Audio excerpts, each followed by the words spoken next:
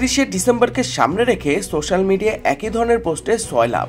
জনমনে দেখা দিয়েছে নানান প্রশ্ন, কি হতে যাচ্ছে 31শে ডিসেম্বর। শনিবার রাত থেকেই সামাজিক যোগাযোগ মাধ্যমে এই ক্যাম্পেইন চালাচ্ছেন বৈষম্য বিরোধী ছাত্র আন্দোলন ও জাতীয় নাগরিক কমিটির সদস্যরা।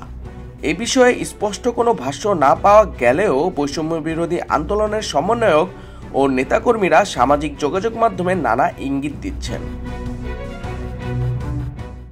উপদেষ্টা আসিফ মাহমুদ তার ব্যক্তিগত ফেসবুক থেকে লিখেছেন, কমরেডস নাও অর নেভার।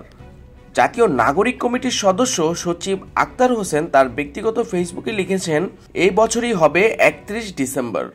বৈষম্য বিরোধী ছাত্র আন্দোলনের আহ্বায়ক হাসনাত আবদুল্লাহ লিখেছেন, comrades 31 December now or never. বৈষম্য বিরোধী ছাত্র আন্দোলনের অন্যতম সমন্বয়ক রিফাত রশিদ তার ফেসবুক পোস্টে লিখেছেন, all eyes on 31 December 2024 now or never. এরপর তিনি কমেন্ট সেকশনে আগামী 31শে ডিসেম্বর বিকেল 3টায় কেন্দ্রীয় শহীদ মিনারে কিছু একটা ঘটতে যাচ্ছে বলে ইঙ্গিত দিয়েছেন। সমন্বয়ক রিফাত রশিদ লিখেছেন, 31 ডিসেম্বর বৈষম্য বিরোধী ছাত্র আন্দোলন এখন পর্যন্ত তাদের সবচেয়ে বড় বিপ্লবী স্টেপ নিতে যাচ্ছে।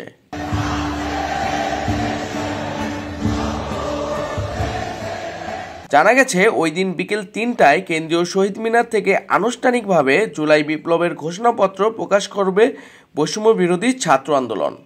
রাষ্ট্রের সর্বোচ্চ আইনে অন্তর্ভুক্ত করার মাধ্যমে এই বিপ্লবকে আনুষ্ঠানিকভাবে স্বীকৃতি চাওয়া হবে।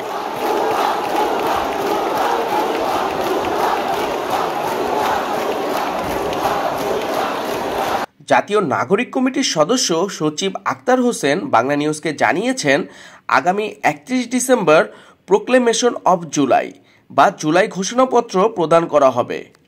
বৈষম্য বিরোধী ছাত্র আন্দোলনের ব্যানারে রাজধানীর কেন্দ্রীয় শহীদ মিনারে এই ঘোষণাপত্রটি পাঠ করা হবে।